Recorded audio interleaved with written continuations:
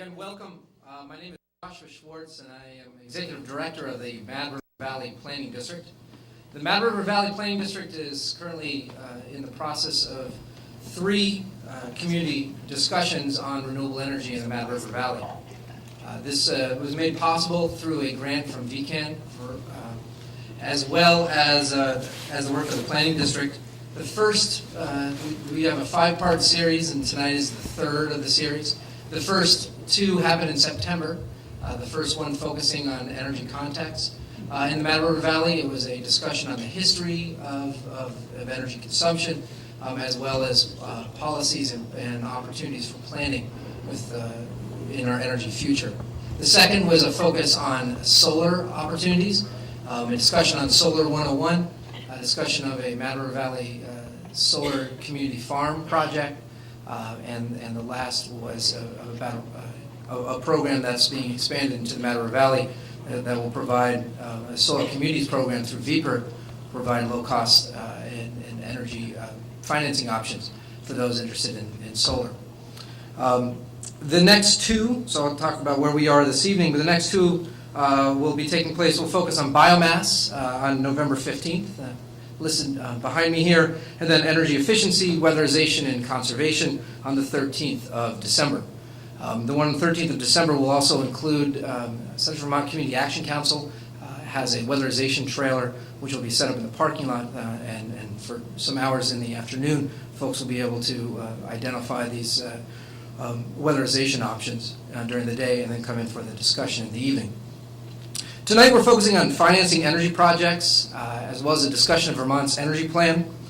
We have three presenters this evening. The first, Marianne Tyrrell, is a fellow with the Vermont Law School, and she will be talking about financing residential energy efficiency improvements. Marianne had recently co-authored a study looking at renewable, she'll talk about it in a moment, but looking at financing options, and that was done through the High Meadows Fund and Vermont Law School.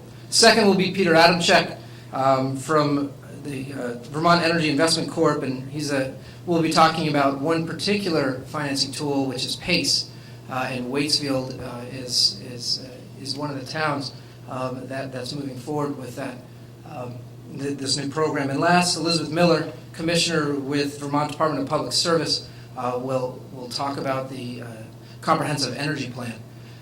And so without any further ado, we'll have Marianne come up. We will do each presentation approximately 20 minutes or so, and then at the conclusion of the three presentations, we'll have some time for a question and answer. We do, during that time, ask folks to please utilize the microphone, as we're thankful to have MRV TV here. We want to make sure all your questions are heard by everyone here and others who might watch it later on. So thank you very much, everyone.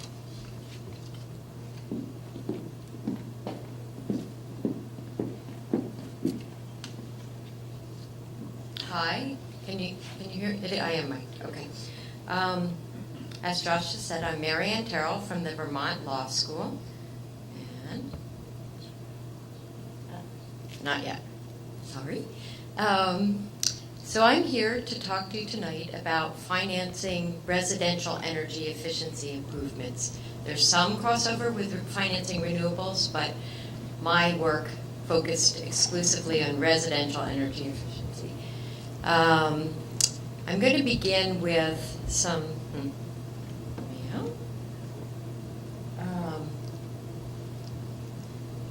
so some of the benefits of increasing energy efficiency include, I think everybody in this room knows it, so I'm going to do it quickly, but reducing the money we spend on foreign fuels, increasing quality of life, saving people money, reducing greenhouse gas emissions, decreasing our need to build power plants and thereby save us more money, and creating jobs. How many of you in the room had a general sense that energy efficiency provided these benefits? Pretty much everybody. So now another question. How many of you have had energy audits done on your home? About 50%. Good job. maybe not a cross sample of the larger community, since you're here tonight, how many of you have actually done energy efficiency improvements on your home? Has anybody who's done an audit not done the improvements? So we have one quasi. Okay. Well, I'm going to admit a little secret, and that's that even though I do this work, and the person with whom I live does energy efficiency work professionally on a national scale, we've not yet had an audit done, and we've not yet done improvements, and I don't think we're atypical. So you guys are ahead of me, and the High Meadows Fund came to the Vermont Law School saying, why is this? Why is there something that has so many evident benefits and it's not happening? So we were, sorry, I'm not so good at this. So we began with the assumption that the main barrier to doing it is lack of money. And for the people who haven't yet done improvements, who has a general sense of what they think it would cost the average homeowner to improve the energy efficiency of their home by 25%? Do you think it's in the $10,000 range, the $15,000 range, $20,000 range? Anybody have a guess? $5,000 range? Any guesses in the room? 20,000. How much? 20,000. 20? 8. 20 and 8. Okay. Well, Efficiency Vermont last year fed us the number that the average cost is $7,500.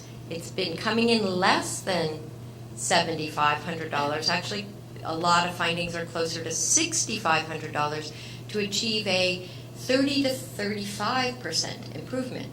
So, and that's pre-incentives. So it's not a huge expense. And when I started talking to banks and credit unions, they said that this isn't about lack of money. Really, like, we want to be lending. We're in the business of lending. Nobody's borrowing. And we even have people who have the means on their lines of credit or their home equity lines to do this right now, but it's not happening. So came up, we quickly sort of said, boy, there are two issues here, and that's how to drive demand for this work. And I applaud all of you, the 50% of you in this room who have acted on this. But my report was looking into those two things. So beginning with the lack of demand issue, we relatively determined that there are really three components to lack of demand: a general debt aversion, the invisibility of the benefits, meaning if I invest this money in my home, will I get it back? How do I know that? Do realtors promote that this home is more efficient, that kind of thing. And then just the complexity of the process. Another question to the people in the room who have done it: how many of you found it a straightforward, simple process to get the whole thing done? Figure out who's going to do the work and get it done and get your money back and rely. So we have a couple hands, a little quasi hands. Okay, so 50 of you raise your hand, 50% raise your hands this way, and I've got sort of 3 people, maybe sort of kind of, thinking that it was easy. So that became a pretty important point in this. Okay, good. Sorry, I'm still not sure it's working. So we tried to look at what is needed. Obviously, we drew the conclusion that to drive demand, we need these programs to make the process more seamless. We also need policies that sort of monetize the benefits of efficiency, and then we also have to deal with the money issue. And that money issue has 2 sides. One is money that's easily accessible and works for people, and also money to fund the programs to drive the demand. I'm going to just quickly review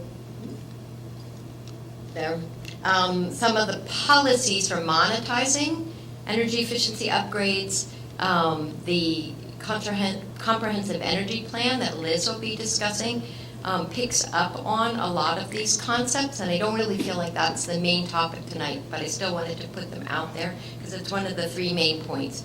There are things like including efficiency upgrades in appraisals, so actually tying it to the value, training realtors how to discuss it and promote it, instituting a home rating system, requiring time of sale efficiency disclosure, and requiring post-improvement follow-up. If you want to know any more about any of those particular ideas, ask me afterwards. Okay. For driving demand,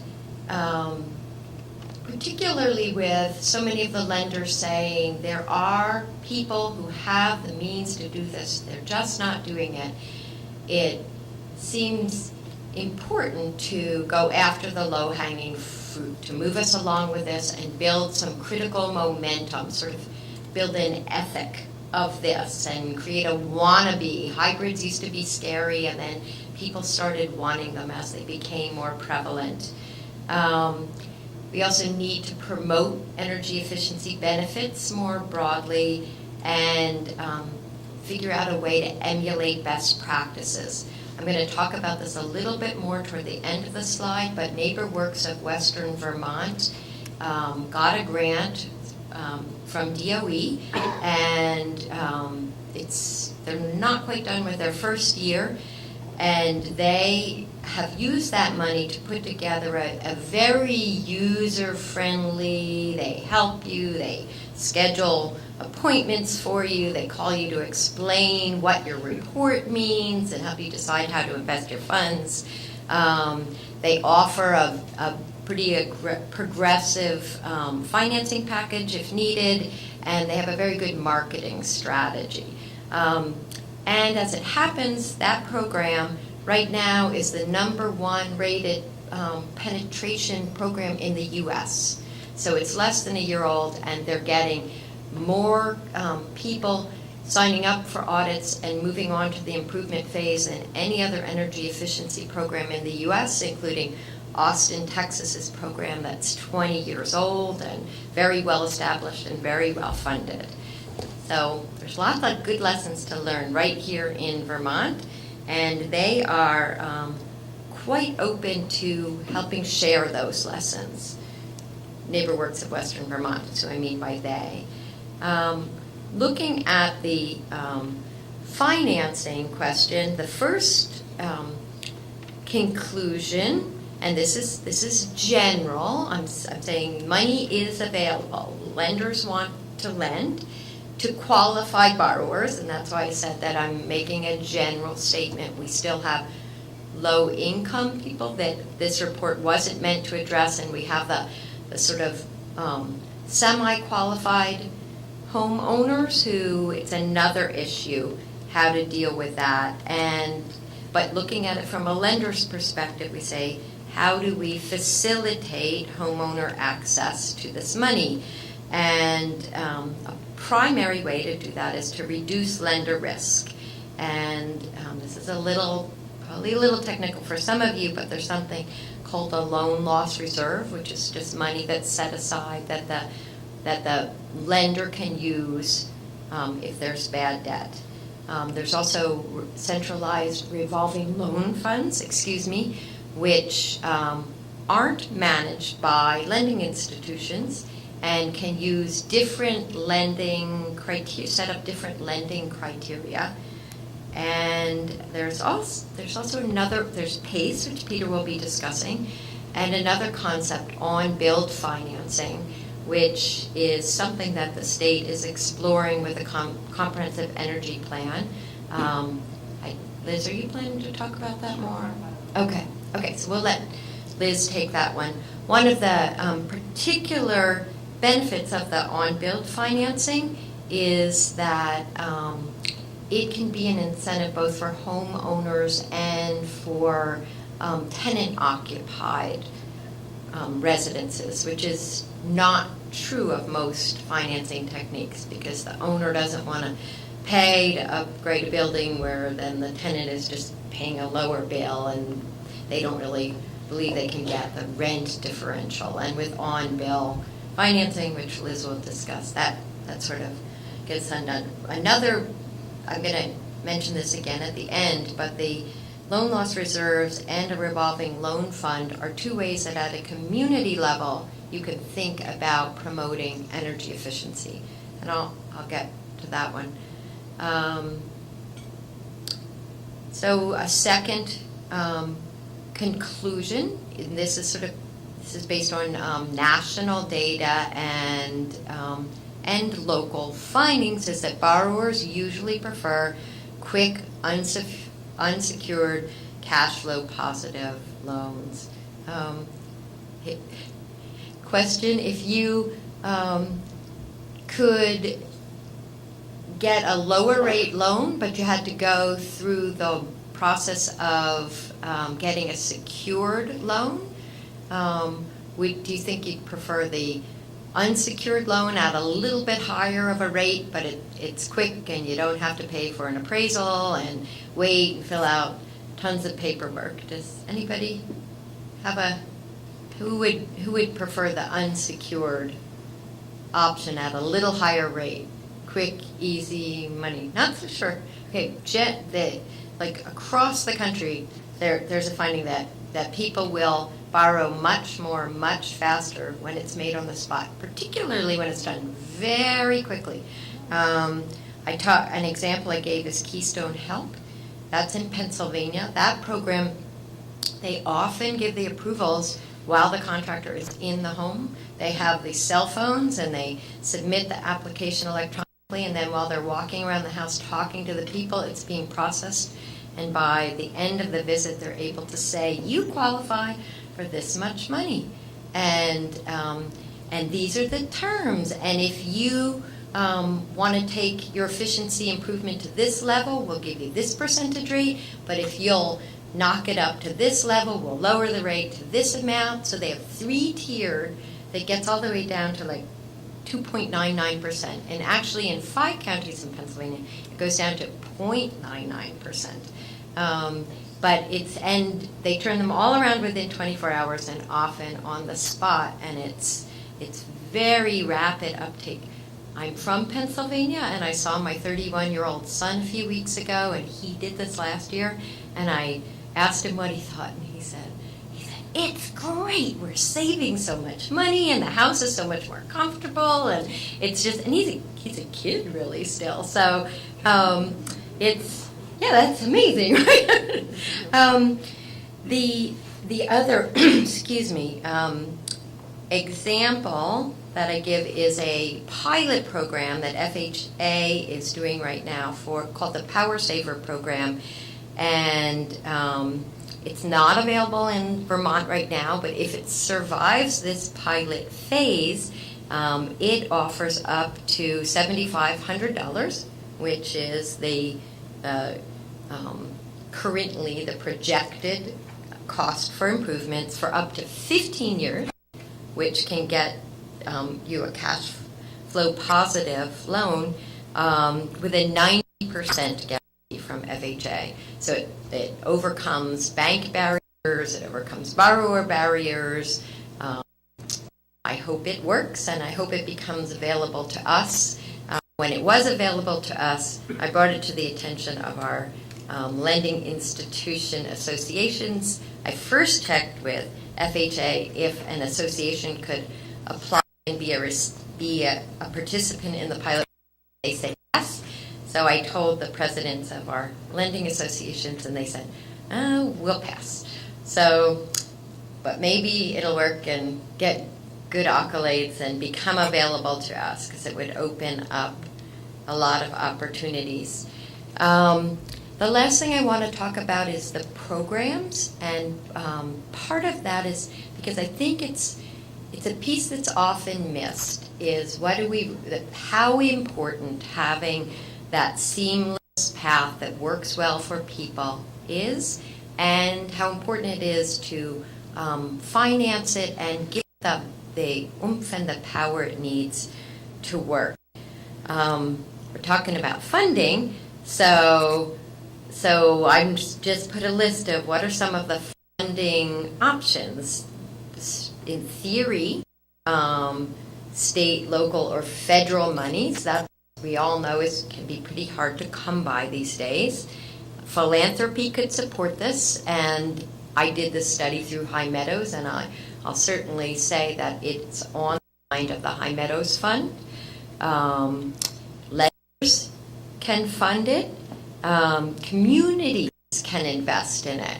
For example, this region could put together money to create its own revolving loan fund, or give that revolving loan fund to an existing revolving loan fund in the state of Vermont and ask them to administer it for you.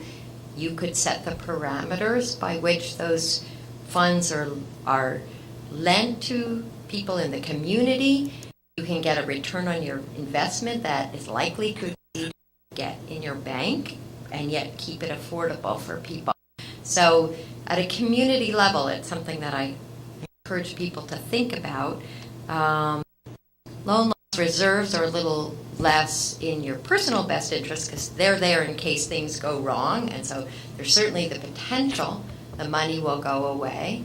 But as it happens, energy efficiency borrowing is very, very, very low risk. That Keystone Health program that I mentioned in the over 2 years of operations currently has 0.3% losses. That's a third of 1%.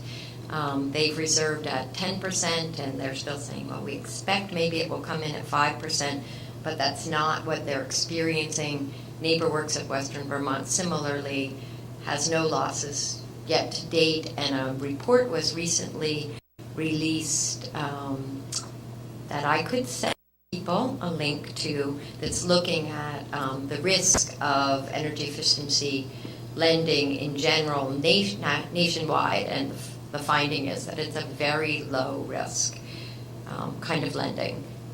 Nonetheless, our lenders still need, that's what they tell me, they need less risk. And then another theory is that those who benefit from having energy efficiency financing, energy efficiency work done could help fund the programs that drive the demand. So contractors could group together and help pay for it, or contractors, fuel dealers, suppliers, or some set thereof. Sorry.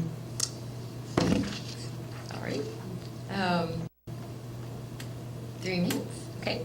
So success is possible. I already told you about the success of NeighborWorks of Western Vermont. Just so you know that there's lots of customer support. They pick up the phone and they call people. They'll schedule your appointments for you.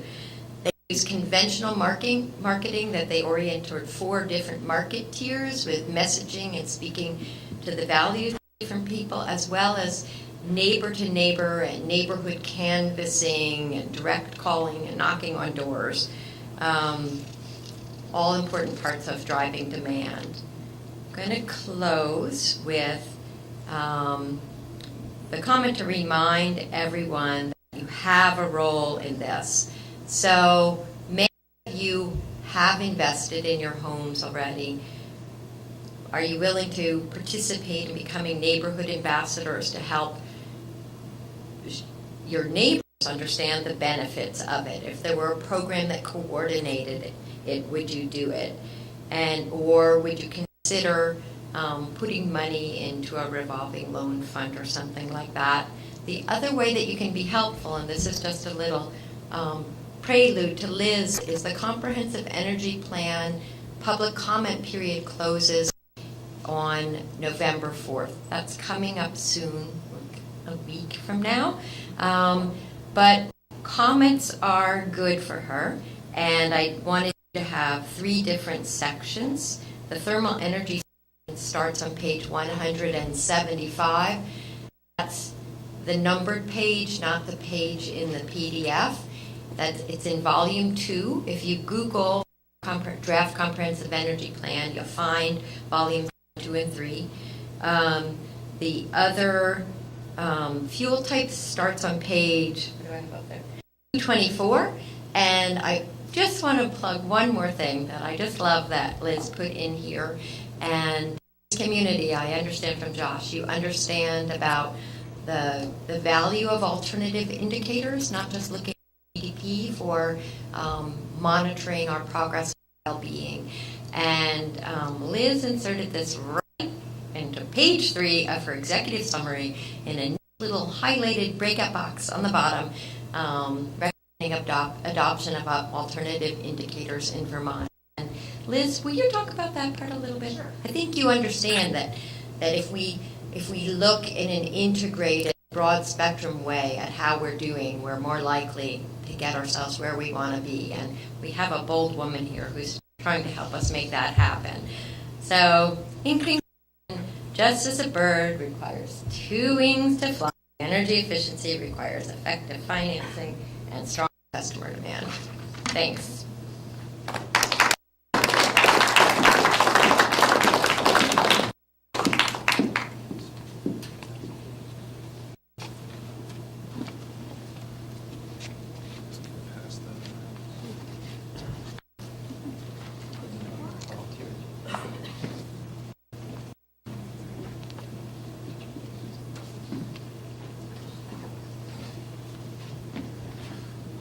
Good evening. Again, my name is Peter Adamczyk from Vermont Energy Investment Corporation.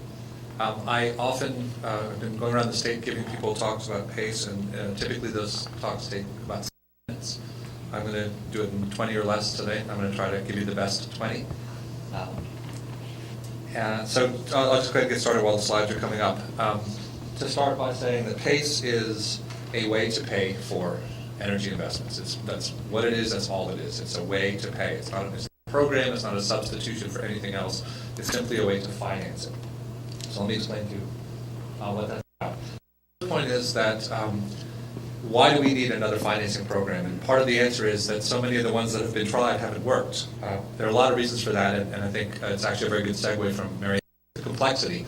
It's the skepticism about the future energy savings. It's difficult to understand. But one of the largest reasons that's given time after time in programs is that people are nervous about spending a bunch of money up front, slowly earning that money back. They're afraid they might sell the house and not get the investment back in the sale price. They're just uncertain about the future. And so even though frequently the right thing to do would be to spend that $6,000 and start saving $1,000 a year, people don't act for that reason. So addresses that because PACE is an assessment rather than a loan. The difference being a loan, banks lend to people, and if you own a house, then that house can be collateral for the loan, which is great. Bank's happy to have that collateral. If you sell that house, the bank says, hang on, you're taking my collateral away, so now you pay off that loan in full. An assessment stays with the house, just like your property taxes stay with the house. So if you own your home, you receive your property tax bill, it's got your name on it because your name is on the record of your town. If you sell that house to me and you leave, that bill's going to start coming to me at that address. So in the same way, an assessment stays with the house, and when you sell the house, the person who buys it takes on that obligation, just as you do with property taxes, and that makes sense because they're also receiving the benefit of the energy savings. So an assessment is distinct from a loan because it stays with the property. And just to stress that that's the relationship that PACE builds on. You're already getting a property tax bill from your municipality. They already have a lien on property. You already have that relationship, and this piggybacks on that relationship. The other problem is, Marianne alluded to cash flow. So positive cash flow is just a way of saying that if your old energy bills are this much, and if you do an energy project on your home, and your new energy bills are lower, and the cost of borrowing, the two together, your new lower energy bill plus the cost of borrowing, if it's less than what your energy bill was before, you're ahead of the game. You're paying less money than you were before. That's positive cash flow. And that's sort of the holy grail of energy efficiency financing is if you can borrow money so that you're saving money right away year one, then you're getting that benefit immediately instead of paying off a loan for years and then beginning to get that benefit. So how does PACE work? It's a voluntary mechanism. You only participate if you choose to participate. You have to opt in. So if you live on a street and you opt in to PACE, you do work on your house, it gets financed by a PACE assessment, you'll receive an assessment bill with your property tax bill. If your neighbors on both sides choose not to use PACE, they'll have no impact on them by law. There'll be no charges to them, there's no cost to them, there's no obligation on them to participate. The money can be used for essentially anything that lowers the energy cost of the building. So if it's efficiency, you're needing less fuel, for example, or electricity. If it's a renewable, you're generating energy on site and reducing your demand from the grid or from a fuel supplier.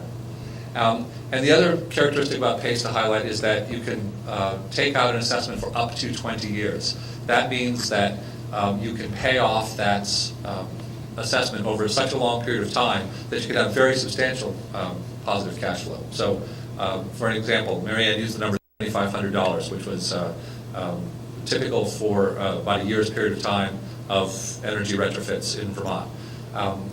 Efficiency Vermont paid about $1,700 on average on those projects. So $7,500 total project cost minus $1,700 in is about $5,800. Depending on the kind of fuel you use, your energy savings per year could be $800 to $1,100. Is that current energy prices? So an investment of $5,800 could start saving you $1,100 a year. If you take out an assessment for that $5,800, your annual payments, repaying $5,800 over 20 years, might be only a few $100s, perhaps $400 a year, something like that. Your energy savings that I just described might be $1,100 a year. So you'd be making $700 a year from year one. And you wouldn't be paying that full amount, you're just paying your current assessments. So just as when you take out a mortgage, your bank doesn't ask you to prove that you have enough money on hand to pay your property taxes for the next 30 years before they give you a 30-year mortgage. You don't need to have that money on hand because you just need to have it each year when the assessment payment comes due. And as I said, the assessment transfers to the new owner, and that's the distinction between an assessment and a loan. So the takeaway from this chart which I'm about to go through is that PACE is not a revolving loan fund. Okay? So this inverted funnel here, we start with the financing source. It could be a bank, it could be bonding, it could be a credit facility. Essentially, it's someone with money. The town has to create a PACE district, and that's a key point. Even though I mentioned earlier that you're only participating in PACE if you choose to opt in, nevertheless, the town is the entity that will be borrowing the money. For that reason, there's a requirement that the town at large hold a vote, and then a majority of voters must approve this mechanism in order to have a PACE district. So that's the first step that must take place. After that's taken place, the various property owners in the town can, if they wish to, choose to opt in. In my example, 3 of the 5 property owners have chosen to opt in. They contact the town, let them know that they would like a PACE assessment, have an energy audit done, make decisions about what work they want to have done, ensure that they're eligible, and I'll discuss that again in a second, and they inform the town that they want to borrow this money. The town then gets the money for the individual properties, the exact amount that's needed. So at no point is the town borrowing money and then waiting to see who wants to borrow it. They're only getting the money when it's needed for the specific properties. When the work is completed, the property owner signs off, they're satisfied with the work, the money is dispersed, and the lien is attached, and the money goes to the individual property owners. So the town is never holding the bag, if you will. They are acting as an intermediary, and the cost of repaying that stays with the property owners who've chosen to opt in. So Vermont PACE parameters state that you can borrow up to $30,000 or 15% of the assessed value of the property, whichever is less.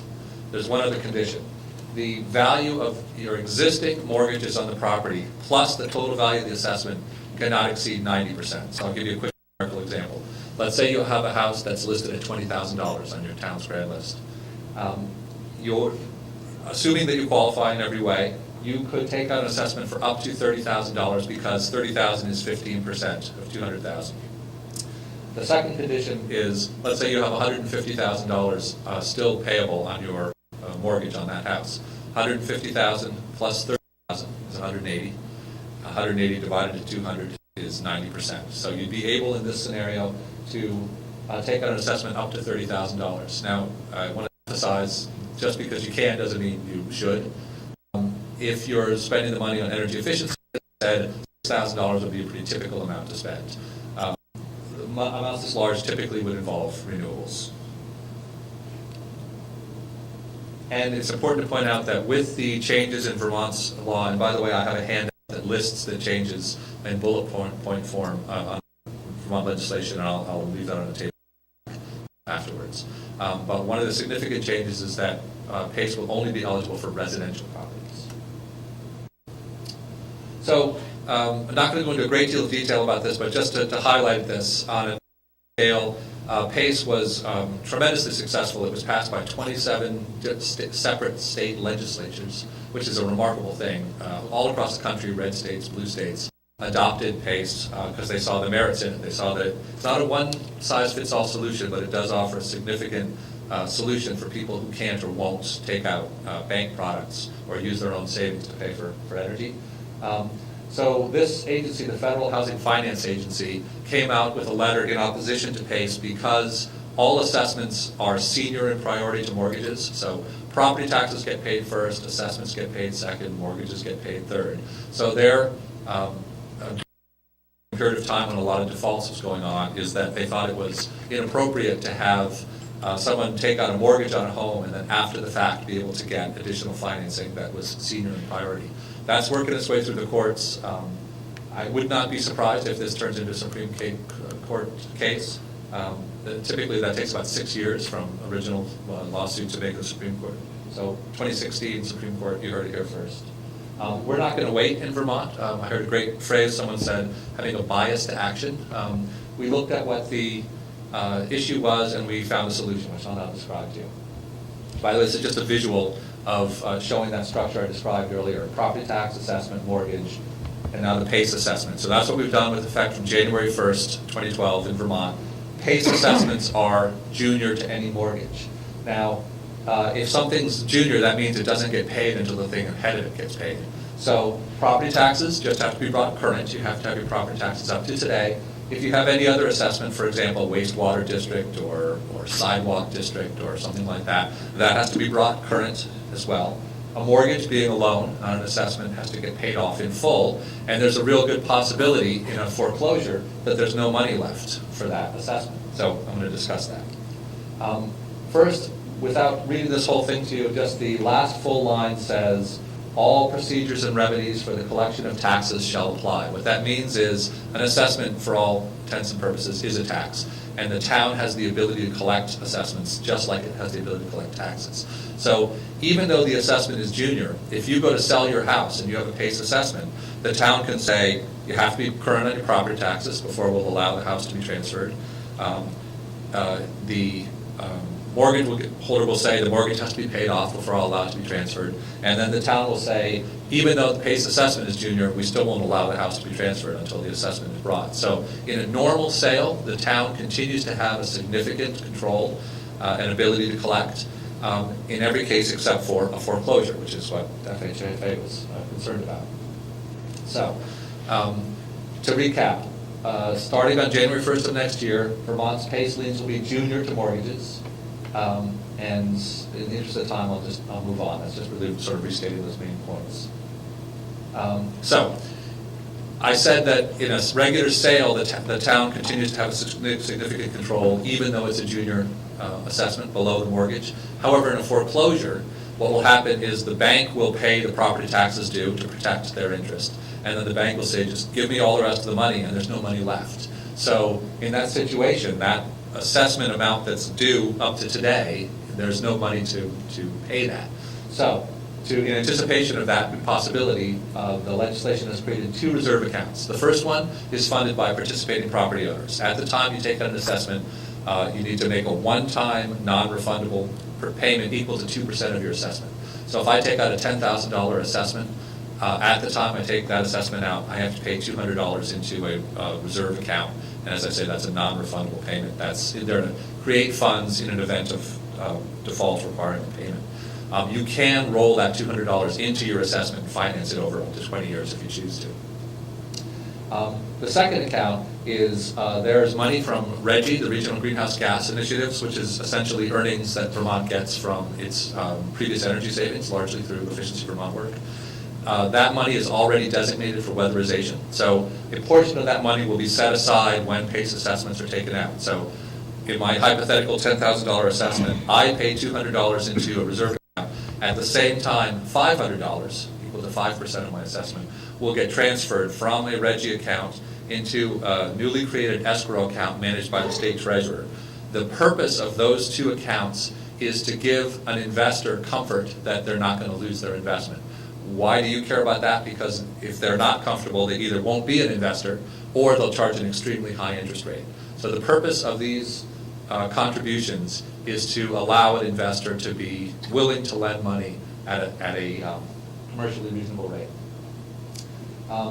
As I have gone around the state and talked to people, the two big questions people have is where's this money coming from and how in the world can my little town support a program like this? So in response to that second point, in the new legislation, Efficiency Vermont is named as being available and required to contact towns to offer assistance. That means that a town can hire Efficiency Vermont to act as their PACE administrator. That means that if you have someone in the town who wants to take out a PACE assessment, you can say, Efficiency Vermont will handle that. You can apply to them. They'll give you the necessary paperwork. They'll review your application, let you know if you're approved, give you the necessary paperwork, and when the work is completed, disperse the checks and so on. So that's to address the very legitimate concern that a lot of very small towns in Vermont have, that they just don't have the staff to do this. And I mentioned that the law is going into effect on 2012. Other quick updates, BISHCA, which is the regulator, banking, insurance, securities, healthcare, they are required to produce underwriting guidelines. They're required to do that by December 31st.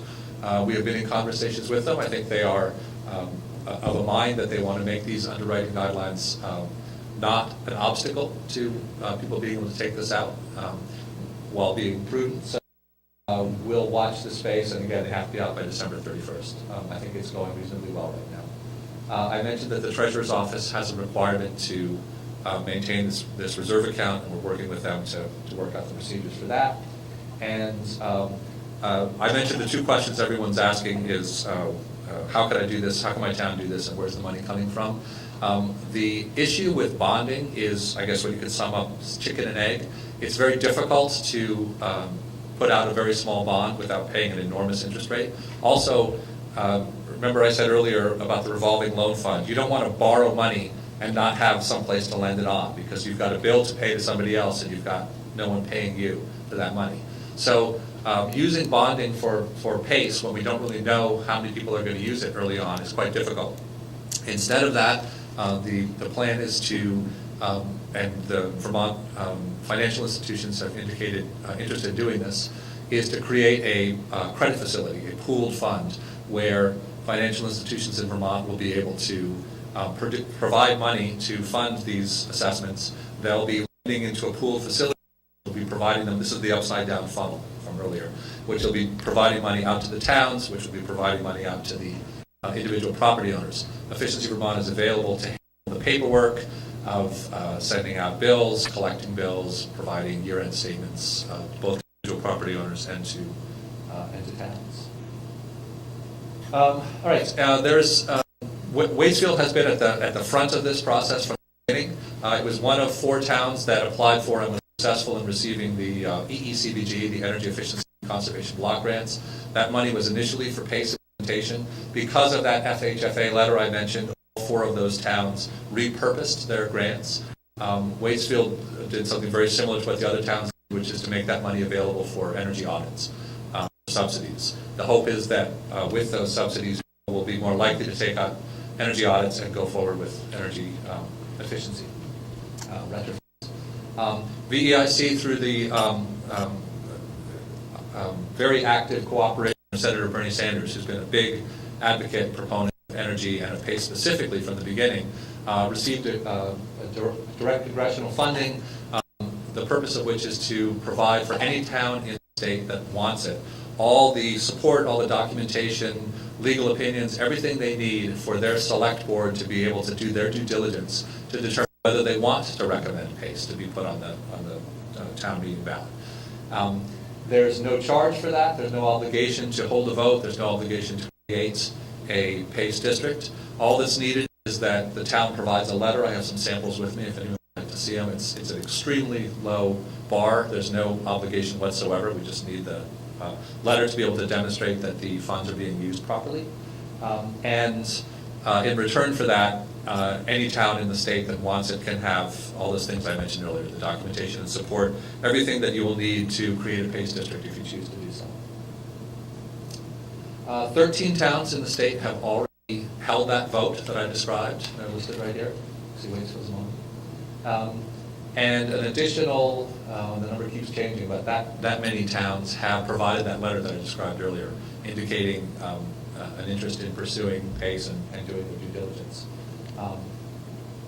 So what can you do? If your town was not up there, then I encourage you to, if you're interested in that, to talk to someone in your town about providing that letter. In return for that, you'll receive all the documents and materials and ongoing support.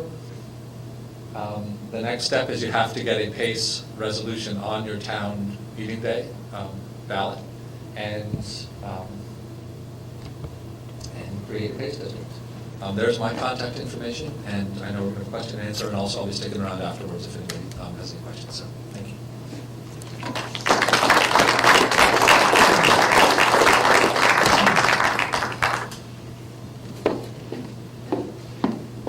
Now we'll get big picture again. We've done kind of smaller detail picture with pace and efficiency.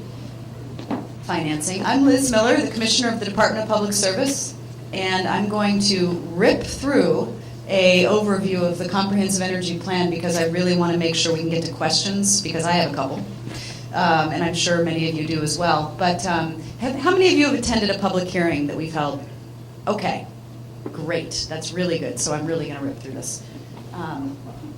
And this presentation is available on the Comprehensive Energy Plan website, which is vtenergyplan.vermont.gov. That's at the last slide, which I'll put up at the end. I'm going to skip why we do a comprehensive energy plan. I'm happy to answer that later if you'd like. But I'm just going to go right to a few data points and then talk about some of the strategies in the plan itself. For those of you who aren't familiar, I think it's helpful just to have a sense of where we are in the state. We use about a third of our energy driving our cars. We use about a third of our energy in our homes and about a third in our businesses. And in each of those places, we use a different type of energy. Obviously, in transportation, it's pretty much 100% petroleum-based. In our homes, it's about 50% electricity and about 50% heating. And then in our businesses, it's more like 2/3 electricity and the rest in heating and processed fuels. This is probably not a surprise to many of you, but essentially over the last 20 years, we have seen an increase in energy usage pretty much in all sectors. You see, for example, electricity is the big red blob in the middle. It's the use of electricity has been going up over the years pretty steadily. Transportation, same thing, increased usage of transportation fuels over time. So in Vermont, we're using more energy now than we did a generation ago. We live differently now than we did a generation ago, or certainly 2 generations ago. At the same time, however, there's some good news. Greenhouse gas emissions in Vermont have been going up until just recently. In the last few years, we have seen a bend in that curve. It started to come down a bit with some of the policies we've put in place. Also, as our economy turns more towards a service economy from a manufacturing base, you see a little bit less energy intensity and your greenhouse gas emissions start to fall. You can see on this slide, though, that we still have a long way to go if we're going to get to the legislated goal. That trajectory, the orange dotted line, shows you where we would need to go by 2028, which is the legislated goal. We're not going to hit the first goal, which was a 2012 goal to reduce our emissions by a certain percentage over 1990. We're well behind on that goal, but we may have a trajectory to meet that 2028 goal if we continue progress. Okay, renewable energy usage. You'll see in a moment, the big highlight of the plan is that we suggest Vermont move even more aggressively toward use of renewable energy in all sectors. Okay, and so to understand that goal, you need to know where we are now. Right now, total energy type, about 40% electricity, about 61% gas for our cars and heating for our homes and businesses. When you look at the renewable aspect of each of those, you see that right now, for renewable sources, we're almost 50% on the electric side renewable. And that includes Hydro-Quebec. It also includes projects that sell renewable energy credits out of state right now. So that's sources. On the other side, for our transportation and heating, we're only about 5% renewable right now.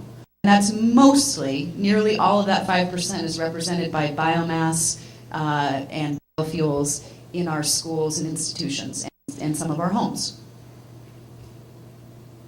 So if you total up all the math on that slide, what you'd find is that right now our total energy usage in the state is 23% renewable sources. So that gives you a sense of where we are now. Energy costs, folks like to see. The blue line on top is electricity. The colored lines underneath are petroleum-based fuels, fossil fuels, and then biomass is the yellow line. And what this shows you, first in dollars out of your pocket and then in inflation-adjusted dollars, is that energy costs have been going up over time, but it really depends on the fuel source you're talking about. Electricity, actually, on an inflation-adjusted basis, has not quite kept pace with inflation. But the fossil fuels, in particular, have gone up more than the rate of inflation. I guess we kind of all know that if you think about your pocketbook in the last 10 years and what you've spent on gas and fuel for your home. If you use home heating oil or another fossil-based fuel, you probably know this, but the data does bear it out. Efficiency, I can skip most of this because we already had a really good primer on most of this. We have been saving energy every year because of our electric efficiency measures. It has a real benefit. It's about 4 cents a kilowatt hour to replace energy that we use in our homes with efficiency measures. That's cheap from an electric point of view. 4 cents a kilowatt hour is a good price. There's a lot of benefits. We actually did an economic impact study in the comprehensive energy plan to say, wait a second, we know efficiency is good, all the reasons that we heard earlier, but what's the actual value to the state? And taking just a single year of public investment, the report that we commissioned found that the state gets about $4.6 back in net present value over the lifetime of the efficiency measures that are put into place. That's really good. That's even better than some of us had expected. We also do have indeed local job creation. We measured that as a part of the study. And we also found that we all avoid, even those of us who don't put efficiency measures in place, the other 50% or so in this room who haven't yet gone through that at your home, you are still avoiding about 2 cents a kilowatt hour on your electric bill, thanks to all of the efficiency measures we have in the state, because there's a little secret that's not very well known, and that is we actually kind of compete regionally on transmission costs. And if we can lower our energy usage in our state, we actually benefit compared to the amounts other states are paying for transmission costs in the regional market that we share. It's just a long way of saying we're actually benefiting even if you don't do the efficiency measures yourself. And then heating efficiency, for thermal efficiency, it creates jobs too. As we've heard earlier, there's advantages to leveraging the resources and having a good payback. So I'm going to skip this slide because essentially this repeats what we heard earlier. We're behind on our goals. It's not easy for Vermonters to access all of the programs in place. We're not focusing much on transportation tonight, but I did just want to let you know transportation costs usually are about 1/5 of total household expenses, and in Vermont it's actually higher than that. In Vermont it's often the second or third highest expense. So right behind your home, many people spend the next highest amount on transportation, even higher than food in Vermont, because we drive more in Vermont than the national average. So again, in your household, you may find if you total it all up, you're spending more on transportation than healthcare, education, or food. And it is our largest source of greenhouse gas. You know, there was an efficiency report. Peter's very aware of this because it just came out yesterday. Vermont is ranked #1 in the country in electric efficiency programs, correct? Which we're very proud of. We have a lot to show for that. There's obviously some good benefit to the state from that. We are ranked well below that. Do you remember the number, Peter? Like 22 something? Yeah, it's in the middle of the pack for transportation efficiency. And so on a total basis, Vermont was ranked, I think, 5th when it combined all programs. Massachusetts beat us. Who else in the region? California beat us. And the reason is because of transportation efficiency. We haven't done as good of a job in this rural state figuring out transportation efficiencies. And there's a big focus in the plan, and I'll say no more tonight because I know we're focusing on other things, but there's a big focus on what we can do in transportation. And the short version is, in addition to trying to focus in the next generation, and it really will be that long of a transformation, on the potential for plug-in electric vehicles for normal citizens like us, that can eventually hopefully pay for it as the cars start to become more available. And that's, like I said, a generational change.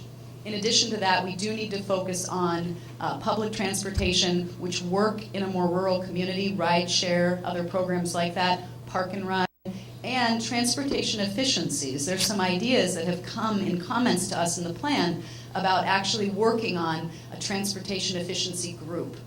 Somebody like Efficiency Vermont, frankly, in the electric side, focusing on how to drive our transportation efficiency just like we've driven other efficiencies and create benefits for Vermont. That's enough on transportation. We drive more. That's what that slide tells you. We all know that. We drive more than the rest of the country. That's also not a surprise to you. And the reason we drive more is because of the way we've built our landscape. We used to be a very kind of village-centered state. And while we still are, if you look at our land use patterns in the last generation, you would see that we have spread out more than we had previously. We have more density farther from town centers than we used to, and that affects our energy usage because we're driving more. We're driving more not just to work, but to our services. And it turns out that that really matters. So the way you grow matters. The village has a different energy usage than the subdivision or the community right on the edge of a town. Okay, so long-range goal, and then we'll turn to questions. Again, as I noted, we want to see far more renewable energy penetration in Vermont. The goal called for in the plan is actually, some people call it a stretch goal, 90% renewable energy by 2050. That's mid-century, shifting all the way to 90% renewable energy. So you recall that we're about 23% now. That would be a shift to 90% by mid-century. It looks like that. I mean, that's just a quick graphic to give you the example. But there's reasons to do this. And the reasons are, there's really 4 key benefits. Number 1, economic security and independence. The more you can rely upon renewable energy sources, most of which, biomass is the exception, do not require fuel, right? That's one of the definitions of a renewable energy source. The more you can move away from the volatility and uncertainty associated with purchasing the fuel. And that helps economic security and independence. It also helps our environment. Renewable sources are the ones that tend to be more friendly to our greenhouse gas emissions profile and can help our environment in the long run. Drive innovation and jobs creation. We actually have quite a bit of activity in the renewable energy sector already in Vermont. If you look at the businesses that are located here and the jobs that are created, it's not just on the efficiency side, but also on the renewable energy side. That can bring a real benefit to Vermont. And then finally, this kind of gets to why I want to just have questions and hear from all of you. Moving to this sort of, moving in this direction requires intentional activity. It requires community involvement and effort. And Vermont's all about community. I mean, we've seen that more so in the last 2 months than at any time probably in the last generation or so. We know that in Vermont. But making these choices, deciding to do PACE, for example, deciding to create a revolving loan fund, possibly, deciding to invest in a solar project that could benefit your community with energy. Those are intentional decisions that people can make as communities, and it will increase community involvement in the long run if we make those choices in Vermont, rather than relying upon sources that are often out of state, many times out of region, and aren't connected to our community fabric like renewable energy projects can be.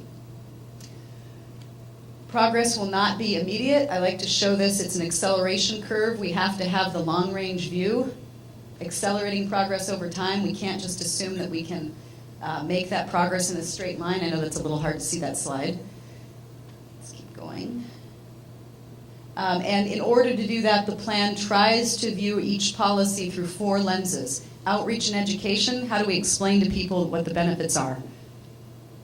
Finance and funding, to the points earlier, how do we actually pay for it? Not just in public dollars, but in private financing options. Innovation and expertise, how do we actually drive the changes in the business community and the private sector that are needed in order to support the policy? And then finally, last, regulatory policies and structures. What can state government do to actually move the ball? PACE being a recent example, but there are many more that are needed. Okay, so I do have, and again, just going to the last slide. Is there a way to go to the last slide without me? Let's see if we go through this. I do want to answer the questions that came up tonight on bill, as well as, what was the second one? API? Okay. For electric and thermal efficiency, we have a few recommendations that are aligned with what you heard tonight. One is, to this point that it's not easy to access the services that are presently available on efficiency. I don't actually think of it in terms of complexity, by the way, because I like to think of myself as a smart enough person to figure it out. I think of it as stamina. It takes stamina to get through the efficiency maze, as it were. I mean, that's how I felt, at any rate. It wasn't so much that I couldn't do it, it's that it was exhausting. So one of the things we suggest in the Comprehensive Energy Plan is to take a real holistic look at what we have now. As you heard, we have a lot of different programs. Sometimes they overlap, sometimes they're a little bit confusing, sometimes they're a little bit hard to access. And let's spend as much effort looking at that system we currently have and fixing it as we did a decade ago on electric efficiency. We now have thermal efficiency, heating efficiency programs, but they don't necessarily integrate perfectly with the electric efficiency programs that we have. There is a funding gap, but how much is it? Especially if you consider some of the financing mechanisms we're putting in place. There isn't a lot of state money to go around, as it were. Ratepayers are already feeling a pinch given the costs of energy. So what is that number, and how best should we get it? So we suggest doing that roadmap in 2012. Let me just flip to some of the other. And then on bill, I'll talk about that in 1 second. We have other suggestions in the plan about building even more Energy Star homes than we currently have, and we have good penetration in Vermont already, by the way, on that, so that we can move toward net zero, something that many in the Mad River Valley have worked on. And Mad River Valley actually has a penetration of net zero construction better than many areas of the state. Okay, so electric recommendations. We have renewable energy and electricity recommendations, including a renewable portfolio standard suggestion in the plan. We have improvements in the process that are suggested.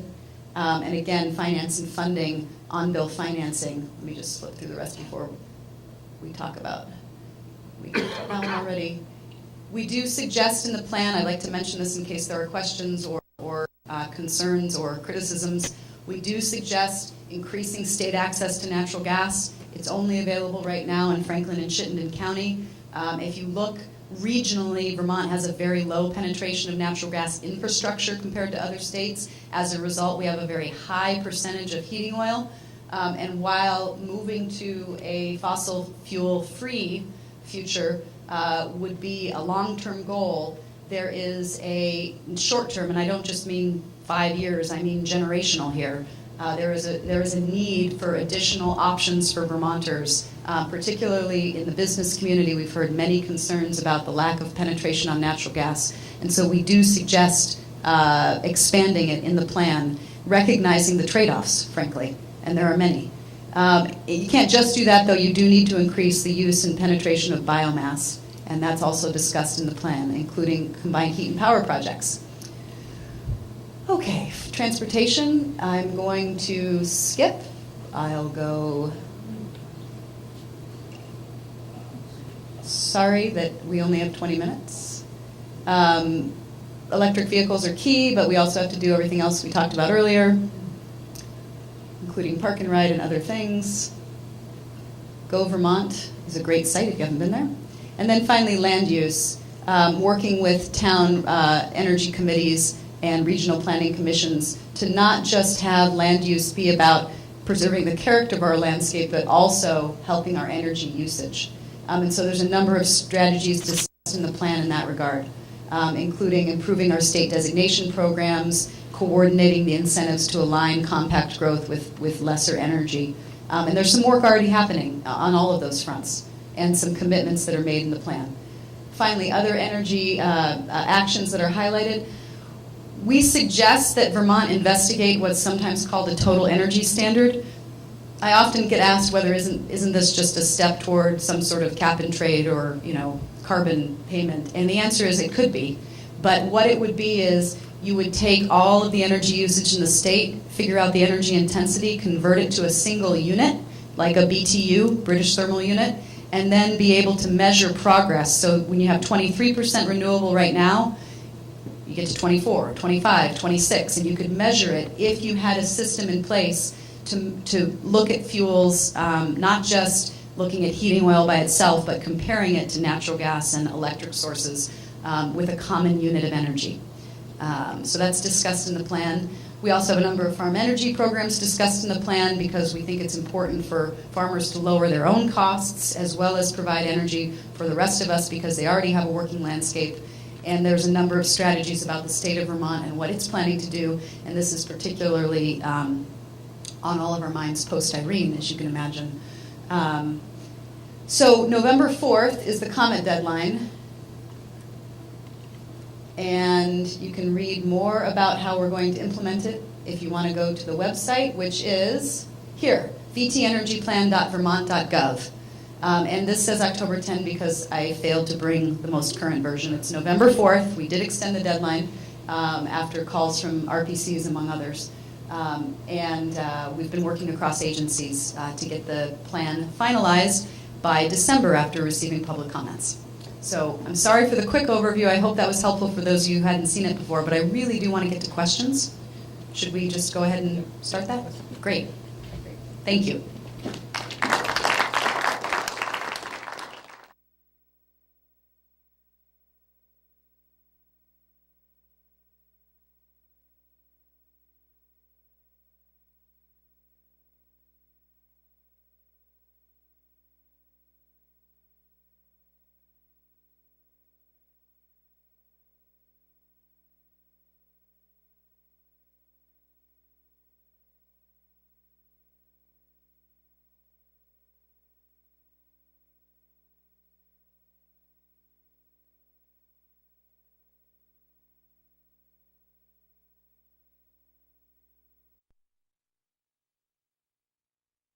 Program, and some other states do as well. Sanders is very much in favor of having on-bill financing available to Vermonters because he sees, as was already mentioned earlier, that it's a great way to do it, not just for homeowners, but also for tenants, folks who can't access the PACE program, for example. This would be a great way to have relatively small energy efficiency improvements in total dollar terms spread out over time on your bill. There are some challenges in Vermont. One challenge is that we don't have in the state of Vermont utilities that provide both heating, fuel, and electric, as some other states do. Instead, we have electric utilities, we have one gas utility, and then we have a lot of unregulated fuels that are delivered to folks' homes. So you have to figure out how to pay for the efficiency improvement at your home on your electric bill, even if it's a heating measure. In other words, something that wouldn't bring your electric bill down, actually. And so that's one challenge that we have. And then we also have challenges about the loan loss reserve. If there are defaults, what sort of assurance does the lender have, whether it's the utility or a bank, for that default? And there are some consumer concerns. The Department of Public Service runs the consumer affairs regarding utilities. And one concern the Consumer Division has is if you fail to pay an on-bill financing charge, could it lead to a disconnect? I mean, that's a significant concern. On the one hand, it would be a great way to make sure the payments are made, but on the other, it's a significant consumer protection concern, and one that we're very keyed into. And I personally would want to see some protections in that regard if we're going to go to on-bill financing. So we do expect that we're going to see some pilot programs here in Vermont. I've had some discussions both with Efficiency Vermont as well as some of our utilities, and I've talked with Senator Sanders' office. I think it would be a great thing for Vermont to explore, and it's just providing another option. It's just, like PACE in that regard, it would be providing another option for those who want to pay for efficiency in an unsecured manner without going to, their home equity line of credit, and it would be great for tenants. Another reason that it's good is it stays with the home as PACE does, so it doesn't have to be paid off, which is that those concerns about whether or not it's a good investment go away when it just stays with the home. Right. And then the other thing, alternative progress indicators, just really quickly. The state of Vermont, the governor's office has started an investigation. We've had a couple of meetings about adopting a set of indicators, economic indicators. The most often used set is the genuine progress indicators that the state of Maryland has adopted and some other states have looked at. It's not a replacement to gross state product, but it's an additive. It's another way of measuring our progress. And if for any of you who are interested, I suggest actually the best place to go is to go to the state of Maryland's site, which is... Just Google Maryland GPI. Maryland GPI. And it has a great site, and it would give you some idea of what we're looking at. It's not just the governor's office, but also some of our state legislators are interested in going that direction. So I do think we may see some progress there in Vermont.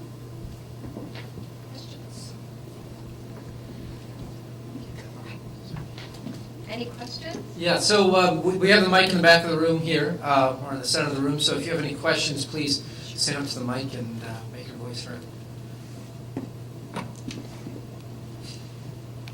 Hi there, I think, Peter, thanks for updating on the PACE. I saw a presentation you gave about a year ago, so I was really excited to see that things are changing for January 1st.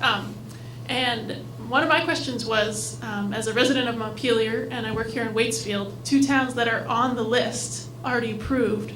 You talked about what the next steps were for towns that weren't on the list, but if we are already set up for PACE, what do we do now? Right. That's an excellent question. So the necessary first step is to have that vote, and as you just said, both those towns have already done it. The next step is the actual implementation. So again, the Quick Start program that I mentioned earlier, the purpose of that is to give the towns that want it everything they need to be able to take that next step. We have available program descriptions, and we've really benefited from other programs around the country. We liberally lifted from all of their best ideas and learn from their experiences to put together program descriptions, sample documents, for example, between a property owner and a town and so on. We hired a law firm that had experience working with a program like this to give us some legal opinions, to answer questions that a select board ought to ask about liabilities and so on. So the next step is to join Quick Start if you haven't already done so, and really what you need, and I hate this word, but it's perfect for this, is you need a champion. You need a person in the town who takes this project on as something that they want to see through, because I don't think it's going to happen otherwise. And a town has to have somebody who's going to get the select board's attention. There's no getting around it. Somebody has to read some materials, understand what they're saying, and make a decision about whether to make a recommendation. I would tell you that once you have a program up and running, I think the incremental work is quite manageable. I really don't think it's a big burden at all, the way we've structured it going forward. But there's just no getting around the fact that somebody in the town has to make a thoughtful decision about whether to go forward.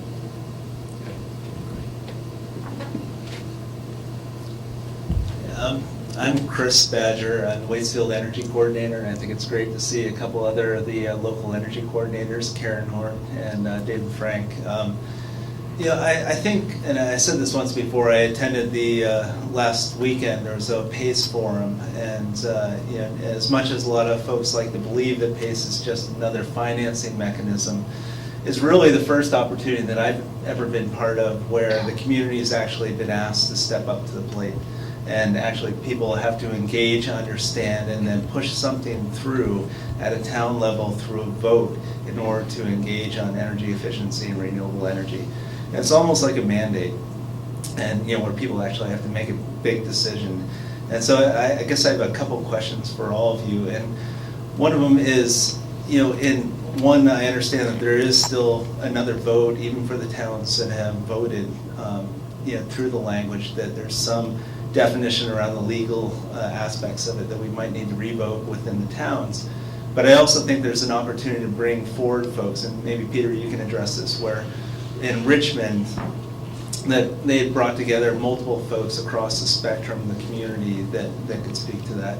But then over to Liz, is just like, how do we pass the buck down to the towns to make sure that this isn't just another state-run program, but really communities are stepping up? And is that by, how do we build in, we're all volunteer, whether select board or energy coordinators, how do we actually bring a level of engagement at the community level and experience that's necessary in order to make these things happen? Okay, well, I have a quick answer. Thanks, Chris. With regard to the need for an additional vote, I'm conscious of the fact that I'm the only person up here who's not a lawyer. Lawyers, well, okay. Ask 10 lawyers and get 11 answers, and that's pretty much what we got. And when we talked to different people in different towns, there was just no consensus about whether a town that had held a vote needed to go back to their constituencies for an additional vote. And I think the answer boils down to it's unclear, and because it's unclear, you should take the conservative route. And so what we've heard from a lot of lawyers is, probably you should have another vote. That is, to be clear, that's not an obligation. That's something each town has to make its own determination on. But it's one of those things where by once asking the question, pretty much everyone seems to end up one form or another with that answer. I would finally like to say before I hand off to Liz, we don't want to lose sight of the fact that the objective of all of these things, on-bill financing and PACE and everything like that, is to get people to actually make these energy investments. And to, I left off slides about all these PACE benefits, which are the very same ones that Liz was highlighting, job creation and reducing our dependence on foreign sources of fuel and so on. PACE is just a way to get there. I would deem it an enormous success if a town had an enormous amount of hoopla about PACE, and lots of people had energy audits, and they went through the whole process, and at the end they said, I'm going to just write a check out of my savings, or I'm going to borrow money from my uncle, or whatever. That would be terrific, because they would do what's important, which is to do the retrofit, without using any of these scarce resources of these loan loss reserves and so on. So we're not going to measure success by how many people use PACE, but rather by how many people actually do retrofits. And Peter, just about who is participating from a Richmond perspective? Oh, okay, right, sure. Well, so, Vermont is a wonderful state in so many ways, and not least of which is that there's no two towns in the state that do things the same way. And so what you're alluding to is that the town of Richmond is blessed with some very knowledgeable energy professionals. They have people on their select board. They have a state legislator involved on their energy committee and so on, and they are really going at this in high gear. So Richmond is clearly one of the towns that's putting serious resources into this. Other towns don't have as many opportunities as that, but I think one of the other benefits I would say about this quick start is that towns are listening to each other. We have a website where there's a discussion board and so on, and people are able to ask questions and hear answers. I've heard again and again that a town manager would much rather hear an answer to a question from another town manager than me. That makes good sense to me. So having towns go through together, they can benefit from one another's experience. Did I answer your question?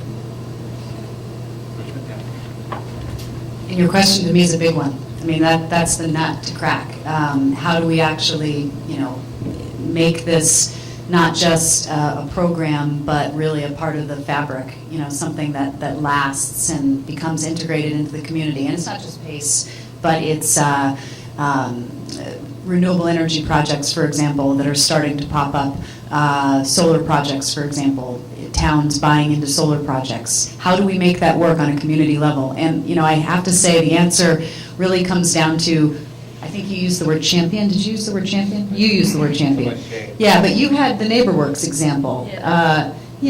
Neighborhood ambassadors. Yeah, neighborhood ambassadors. And so, I would love to tell you that the answer is the state magically is going to be able to fund town energy committees, because that would be fantastic. to actually put dollars, resources behind the volunteer efforts that many towns have done. The truth is, in this economic climate, I don't see that immediately in the cards. But what we need is for the Town Energy Committee structure to really, in the towns where it's been successful, it's been because there are individuals who are committed, who care, who get out in their community and make it work. We need to look at those communities where it's worked best and then start replicating. It's not a fast process, but that's what we have to do. And luckily, on something like PACE, we have Efficiency Vermont, which by statute and by just sort of being the way that you all are, will help towns implement PACE. But like I said, that's one program. And I would love to hear ideas that you all have about how we can actually make the real effort, like I said before, it's an intentional effort, I think. If we're going to move in this direction, what can the towns do? What are the ideas out there to make the successes we've had so far take hold in other places? I have small things, and then I'll be quiet, like, for example, you could require updates to the town energy plans. As a part of the Regional Planning Commission plans, there's an energy component, and having a requirement that those be updated would be a step. But I'll tell you that what happens if you don't have the passion behind it is you just get an updated plan that maybe is from another RPC, or it's not organic to the town. So what you need for it to be organic to the town are committed people who really want to work on it, and that's a magic formula that I don't have the answer for, other than to say we have to keep pressing, we have to look at best practices and do our best to replicate them in other towns. Great. Any other questions? Yep.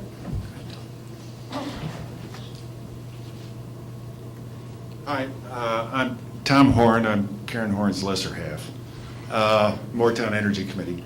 But two questions, both related to transportation, so I suspect, Liz, they may be directed to you.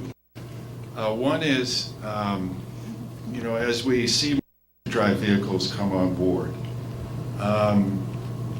plug in our cars, our tax dollars on that electric bill are going to be going to DPS. I imagine VTrans would not be happy about that. Probably not. Well, I'm just curious what the conversation is among the departments on that. My second question would be, one term that was not brought up tonight was the smart grid. And there are a lot of potentials there for consumer energy efficiencies, certainly as it relates to the resident, but also as it relates to the vehicle. Right. And I don't know, how many utilities, 15 or so? 19. And need to be making similar investments in their metering so that when I drive my car from Moortown to Montpelier, and I go from Washington Electric to Green Mountain Power, that there's some consistency in terms of where I plug in, and that those energy efficiency opportunities are the same among the different companies. So I just throw that out there for. Yeah, no, you're. Can I put you on the plug-in electric vehicle task force, because that's what we need. On the financing piece, the plan does discuss, if you go to the transportation chapter, which I think is chapter 5, it discusses the funding challenge. I mean, right now, transportation is pretty much 100% gas tax funded. And you're right, that if all of a sudden our energy use spiked 30% because we're driving vehicles, that might benefit my department and the board, but it's not going to benefit our roads. And what we need to do is make sure that those dollars flow where they're needed, so that if the plug-in electric vehicle takes off, we change funding sources or shift funding sources over time away from gas tax towards something else. The interesting thing about that, though, is that the gas tax has multiple purposes right now, and we've heard post-Irene a call for example, a gas tax increase. Some people in this planning process have suggested a gas tax increase for purposes of dealing with greenhouse gas emissions, for example. So it's a big policy question. The city of Seattle, better penetration of plug-in electric vehicles right now than many other cities in the United States, looked last year at not putting an incentive in place to buy a PEV, but instead to put a tax in place on the owners of the PEVs to replace the gas tax that they're no longer paying. So it's kind of right now we're thinking, oh, how do we encourage plug-in electric vehicles? But very soon we'll be thinking about, wait a second, what about all those dollars that aren't flowing to VTrans? And so what the plan suggests is that we get serious about the planning, and it's not a great for next year, but this isn't a next year problem. This is a problem that other states are facing at the same time. There's federal policy overlay that matters when you get transportation funding. So what we need to do in Vermont is we've already had quite a bit of success regionally. You might have seen a press release a few days ago on regional initiatives for plug-in electric infrastructure. If we just do it one way in Vermont and Massachusetts does it another way, that doesn't help us either. To your point about moving from one territory or another, we have to really work with other states as well. I mean, this is building the new infrastructure for this century's transportation. I mean, I view it. And I think if we all view it that way, we see that it's not a quick solution, but it's something we have to start working on. So it's funding, it's infrastructure, and then you're right, it's rates, and I would put a fourth one on that, it's load. We also have to start looking at what the load requirements would be. We talk about that in the Comprehensive Energy Plan. We do some very basic forecasting, but we recognize that no one's doing the sort of comprehensive forecasting right now on what the load impacts could be. And one of the suggestions we have is that when utilities start to do their integrated resource plans in the future, they have to actually model plug-in electric vehicle load increases so that we can start to integrate that into our planning process in the state. We just haven't had to do it yet. There's a lot more I could say. DMV registrations of PEVs, what you can do about that for load forecasting. I mean, it can go on, but there's a lot of work we have to do in the next 5 to 10 years in the state to position us for the penetration of electric vehicles that we think finally may occur. Liz, are you looking at vehicle-to-grid technology so that Oh, smart grid, right. Yeah, you did. Sorry, you mentioned smart grid. The answer is eventually. I mean, one of the things that folks think a smart grid would allow us to do is to manage better our load with what's known as distributed generation, small-scale generation, whether it's solar panels on your roof or other systems. Your car could be that system in the future. The battery in your car not just recharging from the grid, but also giving back to the grid when not in use. So that is one of the strategies. But again, there's some things that are short-term and there are some things that are longer-term. And smart grid, the first benefit Vermonters will see is outage management. I mean, Vermont Electric Co-op, which already has, they were an early adopter of smart grid technology, has seen a very significant increase, or I guess decrease is the way of looking at it, improvement in their outage management.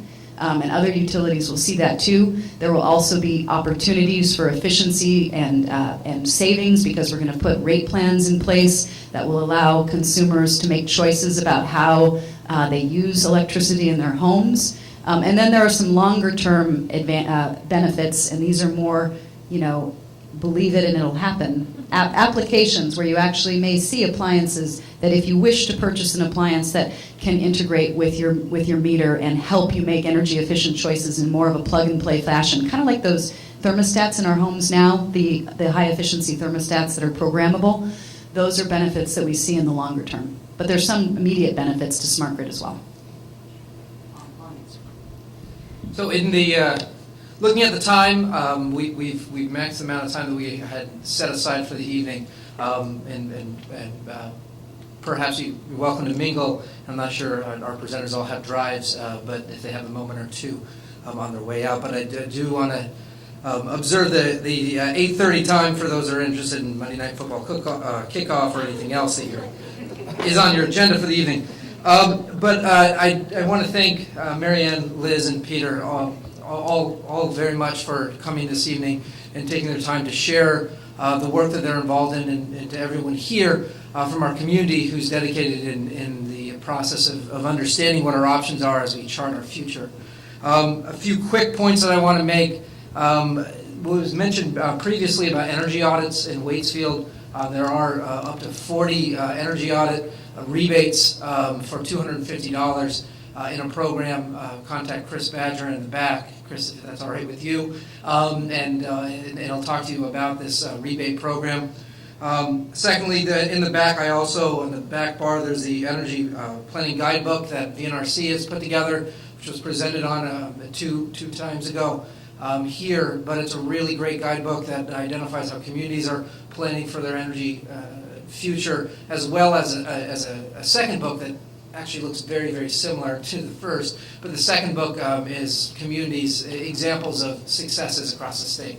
So I do encourage people to grab copies of those. Also next to that are the food and treats from Big Picture Theater and the famous Maple Donuts. So please do grab them. And our next event is November 15th, Biomass, and the Vicki Trihey is making summaries of all of these talks, which will be available on the Planning District website, mrvpd.org, as well as the presentation, so long as all the presenters are happy to share, will also be there for your download. So again, thank you all very much for coming and for our presenters for this evening.